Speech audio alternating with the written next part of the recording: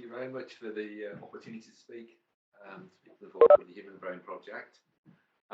There's looked at some really interesting and no doubt very complex talks as part of today's programme. I'm sure everybody will be delighted, and particularly Steve, given he hasn't had a long time to look at my slides, to hear that my talk is both short and relatively simple. Hopefully, though, it's slightly controversial. It usually provokes some robust questioning at the end. So I'm looking forward to some fearsome questioning from you guys in the audience later on. Just a little background about myself. I work at Goldsmiths, University of London, where I'm director of the Tungsten Centre for Intelligent Data Analytics. In a previous life, I was Professor of Cognitive Computing at Goldsmiths and ran the Goldsmiths Masters in Cognitive Computation. Now we have our first technical problem of the day, and that, oh, there we go, slides wouldn't advance.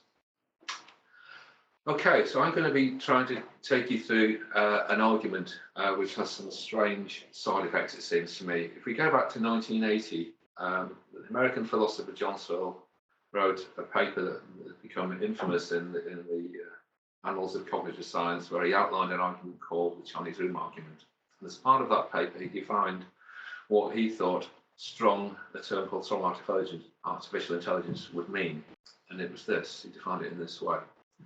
The appropriately programmed computer really is a mind, in the sense that computers, given the right programs, can be literally said to understand and have other cognitive states.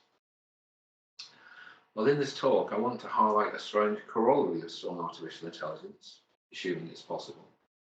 If strong artificial intelligence is possible, then I'm going to try and suggest to you that we're all exposed to a particularly vicious form of panpsychism, wherein an infinitude of disembodied conscious experiences, what I perhaps pejoratively call little pixies, dance in every grain of sand.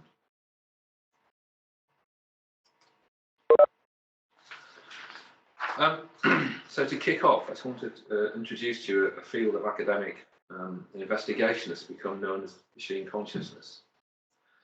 And machine consciousness, this is the view that the execution of some particular computer program is sufficient to instantiate consciousness in some typically computationally driven system. In other words, there's something it is like to be a machine executing a particular machine consciousness program. That the area is academically respectable is perhaps evidenced by the fact there is now an international journal of machine consciousness, and in the UK there have been several large absolute grants in the area. So it's not simply a philosophical straw man.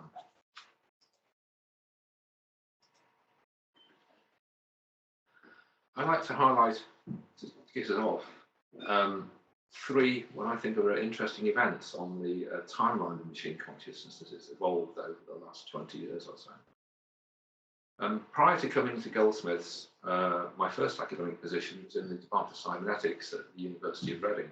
And at the time, my head of department was quite an unassuming guy called Kevin Warwick, and he led a team that developed a set of Brooksian, if you like, small autonomous robots. And these robots had a very simple set of sensors, which are just two ultrasonic sensors on them that gave the robot the distance to the nearest obstacle on the left or the right of the robot, and a simple neural network, in scare quotes, brain. And the size of this neural network was approximately the size of a slug.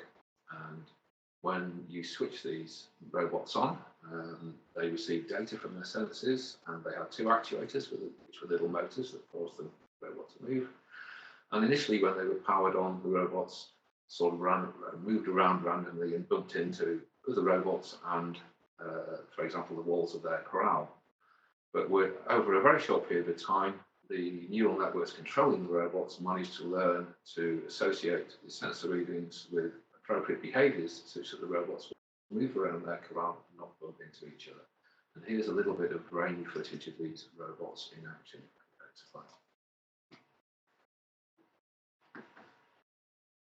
One of the things I liked about the robots at the time when the work was going on was that they learned in real time and they moved fairly rapidly. In fact, the very first prototype of one of these machines that was tested outside my lab, when it's powered on, and fairly powerful motors on, and it zoomed across the corridor at top speed. And when its sensors told it it was approaching the wall, it was going rather too fast, and it careered at high speed into the wall and managed to destroy itself.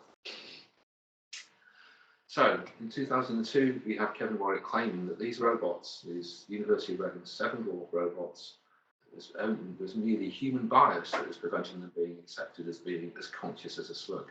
He was making kind of an argument from an analogy.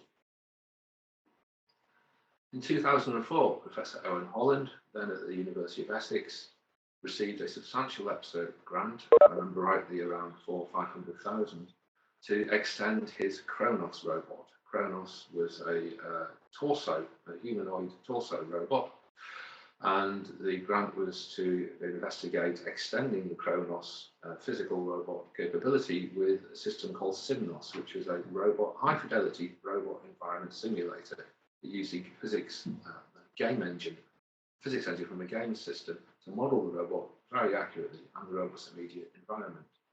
And Owen's idea was to have Simnos have a model of the Kronos robot and of its immediate environment, which would allow the robot to plan to do certain actions. And Owen's claim was that by the Simnos robot using these internal models of itself and its environment, there was some way in which the robot could be thought of as being conscious. More recently, in 2009, in the now famous TED Talk, Marc-Oliver, the lead scientist on the Human Brain Project, tenuously hinted that he may believe that there is something it is like to be consciousness, perhaps, if an appropriately large scale and high fidelity model of the brain is ever properly constructed. So there are certainly some serious scientists who take the idea of machine consciousness seriously, and have been involved in working in this area for some time now. Well, to illustrate my kind of provocative claim, I want to first of all take us back to a seminal paper from Alan Turing in 1950 called Computing, Machinery and Intelligence. And that paper is more widely known for first introducing to the world Turing's now infamous Turing test for machine intelligence. But in the process of doing that, Turing also introduces us to a very primitive form of computing. The machine he described as a simple discrete state machine is effectively a wheel. And this wheel could exist in one of three finite positions at any one point in time. On every clock pulse, the wheel would move at 120 degree intervals between one of these three positions. You can imagine it as being like a clock with a hand that can only be at rest at, for example, the 4 o'clock, the 8 o'clock, and the 12 o'clock position. We can imagine such a machine as having some output. Perhaps when the machine is in some particular state, say when it's at the 12 o'clock position, we might configure it to make a light to come on. Such a machine is a finite state automaton and can be fully described by what's called its state transition table. The state transition table of a finite state automaton is simply a table that describes for any given state that the machine is in, for any given input to that machine, what the next state of that machine will be. The finite state automaton itself is a simplified abstract model of computation, and although it's more usual to analyse the performance of computational processes in the context of more widely known Turing machine abstraction, since restricted over all real computers, such as the machine I'm using to talk to you now, or phone for that matter, any machine with finite resources, memory, disk space, etc., are finite state automata. A particular type of finite state automata is a transducer. This is a finite state automaton that generates a particular output based on a particular input and or machine state. So we might draw up a state transition table for Turing's discrete state machine, and it might look something like this. So we see if we're in the current state of the machine, computational state Q1, at the next state of the machine will enter state Q2. If we're in computational state Q2, the next state of the machine will be the state Q3. And if we're in state Q3, computational state of the machine Q3, the next state of the machine will enter is state Q1. And Turing also talks about this machine having an input, and this input was, if you like, a brake on this wheel. And when the brake was applied, it caused the machine to stay in that state. So the input can either be the brake can be off or the brake can be on.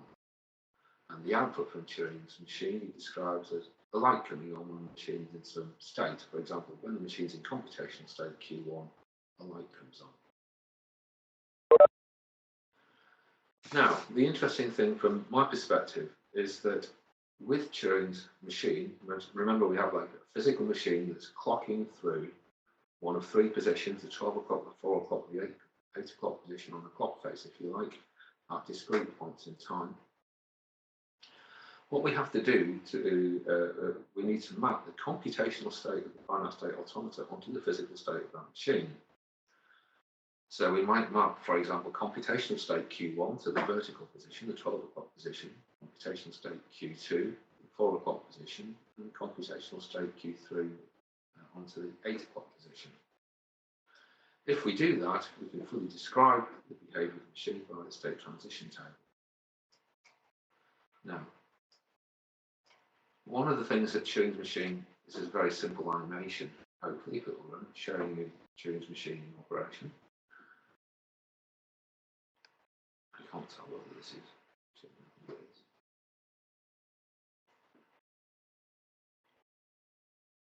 One of the things that Turing's machine makes clear and brings to the fore is the idea that the computational state is not intrinsic to the physics of the system. There's always a human that applies a mapping that maps from the physical state of the system to the computational state. So when this painfully slow animation gets to the next point and we apply the brake, I'll illustrate what I mean.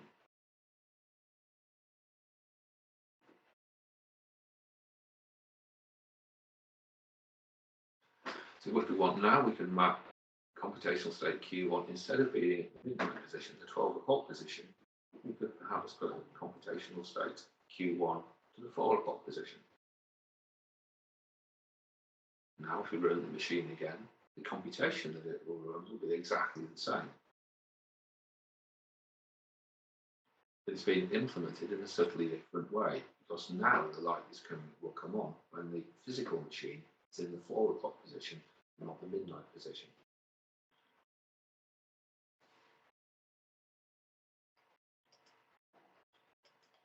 Now, I think I like Turing's discrete state machine model because I think it really brings and makes explicit this link between computational state and physical state. But this analogy runs across all machines. Computational states, to paraphrase a quote from Searle, are not intrinsic to physics, in the same way that, for example, mass of an object is, or the shape of an object is, or the uniqueness of an object, where there's one or more objects in an image, for example. These you might think of as being intrinsic, observer-independent properties. Computation, I claim, after Searle, is not like that. Indeed, in a modern electronic computer, it's an entirely arbitrary matter, a mere engineering practicality, how physical states of the system, for example, voltage levels, mapped onto the computational states of the system. Thus, we might find, if we happen to be using TTL logic, that a false value or low logic level might be mapped as a voltage in the range 0 volts to 0.8 volts, and a true value might be mapped to a voltage in the range 2 volts to 5 volts. Whereas if we happen to be using emitter coupled logic, we might map low as a voltage in the range minus 4.2 volts to minus 1.4, and high in the range, or true in the range of a voltage minus 1.2 volts to 0 volts, for example. Now, without knowing the type of logic or the mapping between voltage levels and computational states, the key point is we can't uniquely define what the device is actually doing. Now, I'd just like to ask a question, and I'd like, if anyone knows the answer to this, please can you type it in the conversation in the chat box. If you can see the truth table on the right of the screen, I'd be really grateful if someone could tell me what function that's describing. Hopefully someone will help me by replying or typing something. I'm watching the chat to see if anyone comes up with an answer. Oh, yes. Can you ask that person to say the answer? Yes, there are two, both Anna Lührs and MS and Bernd Stahl, Björn Kindler. So you guys have to fight it out. Who comes first? Can you connect somebody so they can vocalize the answer, please? Then I will say Anna, because she came first, actually. I would say it's a logical end. That's very interesting, because if I was to tell you that naught stands for true and 1 stands for false, what function would you say it's actually doing?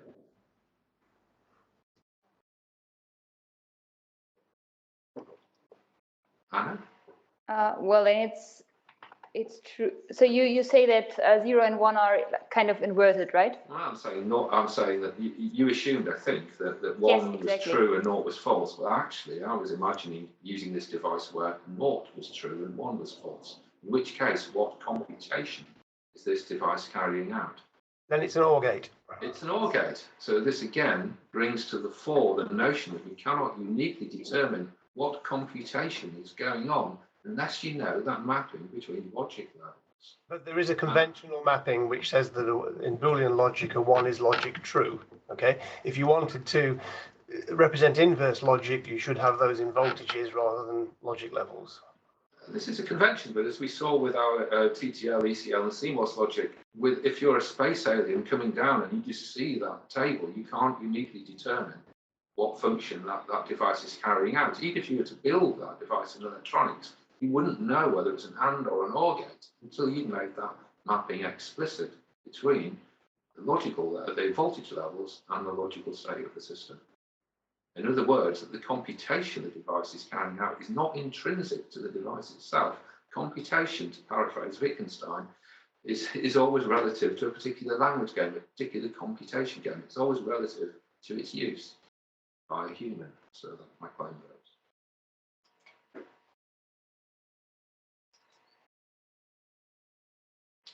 Now, some years ago now, the philosopher Hilary Putnam made what was to me an interesting claim. He showed how we can implement any inputless finite state automaton in any open system.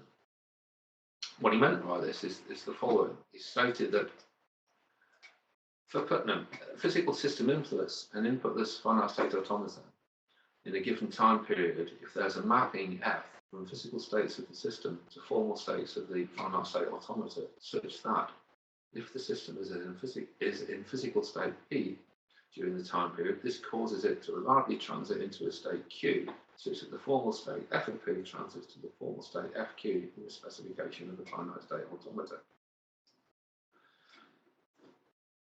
Now, as the state space of an inputless finite state automaton, like Turing's machine that we've just been looking at, will consist of a single unbranching sequence of states ending in a cycle, or at most a finite number of such sequences. Putnam showed that it's relatively trivial to implement any inputless finite state automata with, for example, a suitably large digital counter.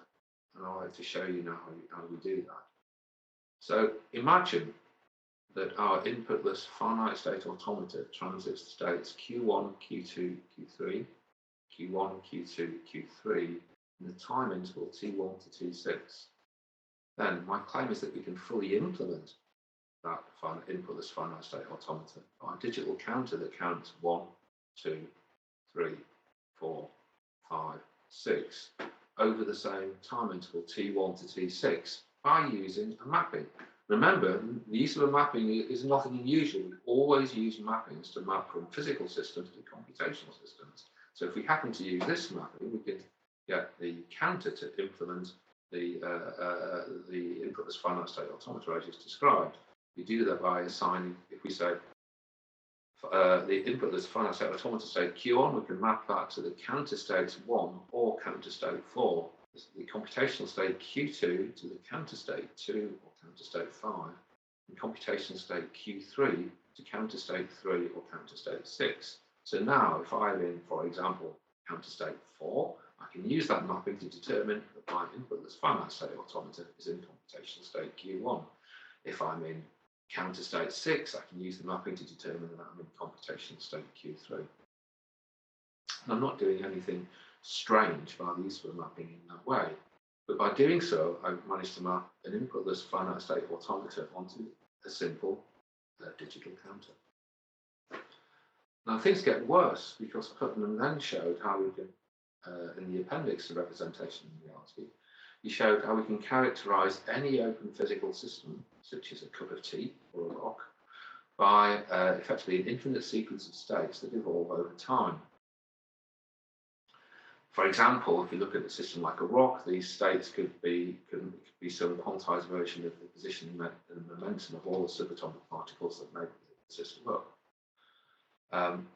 In a sense, this might be analogous to, say, the never repeating positions of a lottery. So if you look at this lottery machine here, imagine quantize these at various time intervals and we get some state description of the position of the lottery balls at that time interval at that particular point in time. As that system evolves, Putnam's claim is, by his principle of non-cyclical behaviour, that we're going to get a non-repeating sequence of state and modal state transitions that evolve over time. So in that sense, any open physical system, such as a rock or a cup of tea, mirrors the behaviour of an infinite counter, as it will generate an infinite non-repeating sequence of state transitions. So Putnam asserts that with the use of an appropriate mapping, any open physical system, such as a rock, can implement any inputless finite state automata. The computationalists, any computationalists in the audience should be now feeling slightly nervous. Well, David Chalmers, who responded to Putnam in a paper called Does a Rock Ever Implement Every Finite State Automata in the Journal Synthese, made the following observation at this point in the debate. He said that the state space of an inputless finite state automata will consist of a single and branching sequence of states ending in a cycle or at best finite numbers of sequences. This is a completely uninteresting kind of state structure, as is demonstrated by the ease which it can be implemented by a simple digital counter or, after Putnam, any open physical system. So, the point I want to make here by referencing Chalmers is the fact that even a critic of Putnam, such as Chalmers, acknowledges the fact that, given certain constraints, we can robustly implement the inputless finite state automata by any open system. But, says Chalmers, that's not such a great result because inputless finite state automata are not computationally very interesting beasts. Then Chalmers went on to show the second that we start having finite state automata that deal with input, Putnam's world doesn't seem to work quite as well. So recall that in the 1950 paper, Turing described a discrete state machine, a wheel machine with an input, a brake that can be either on or off. Now we see in the state transition diagram that if we're in state Q1 and the brake is off, we will transit to state Q2, but if we're in state Q1 and the brake is on, we'll stay in state Q1. Similarly for Q2, if the brake's off, we go to Q3, and if it's on, we stay in Q2. If we're in state Q3 and the brake's off, we go back to Q1, otherwise we stay in Q3. Now in his synthesis paper, David Chalmers demonstrated that for finite state automata with input, the number of possible distinct states that the machine can transit increases very rapidly, exponentially with time. So for any complex computational system, such as, for example, one of Kevin Warwick's cybernetic robots, the number of states you will require increases rapidly beyond the number of atoms in the known universe, and few, says David Chalmers, functionally is preserved as a theory of mind. The claim being that a finite state automata with input cannot easily be instantiated by an open physical system using Putnam's analogy.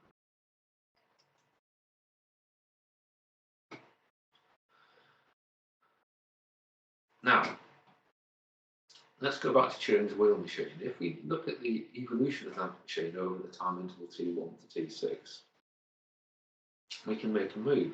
If we know the input to the machine over that time interval. So, for example, let's imagine in this particular time interval that initially the brake's off, and it's going to stay off at the next time increment. Then we'll put the brake on, leave it on for another time increment, and then turn it off and keep it off. So the inputs are going to be 0, 0, 1, 1, 0, 0. Now, knowing that input to Turing's wheel machine, we can replace the contingencies in the state transition diagram by simple state transitions. Because, given the above input, we see that Turing's wheel machine will simply produce the following state transition. If we're in state Q1 and the brake is off, we know we're going to go to state Q2. If we're in state Q2 and the brake is off, we know transit to state Q3. If we're in state Q3 and the brake is on, we're going to stay in state Q3. And again, at the next input, if the brake remains on, we'll stay in state Q3.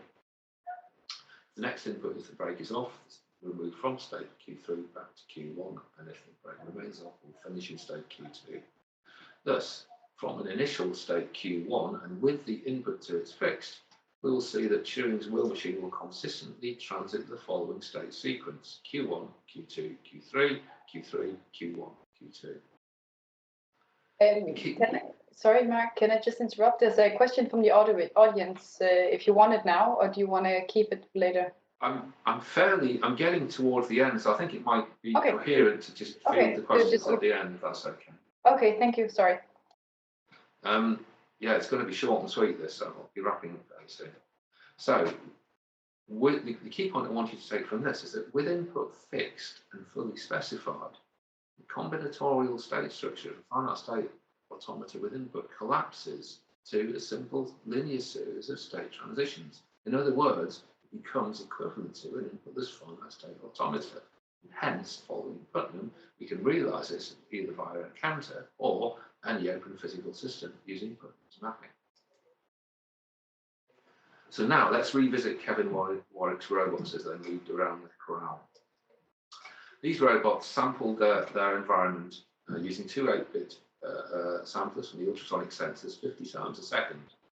So we can imagine every second as the robot explores its corral, it will receive 2 times 50 equals 100 bytes of data, and over 100 seconds the robot will receive 100 times by 100, in other words, 10k of input data. It's Kevin Warwick's claim that over those 100 seconds there was something, albeit at a very proto-basic level, there was something it was like to be that cybernetic robot as it interacted with its environment. But imagine that I've logged over those 10 seconds all the input to those robots from those two ultrasonic sensors.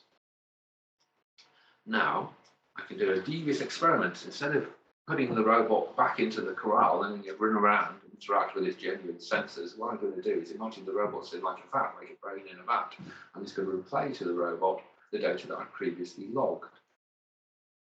Because the data the robot receives is exactly the same in experiment 2, where I'm connecting it to its log data as it was in experiment 1, when the robot was just naturally zooming around the corral.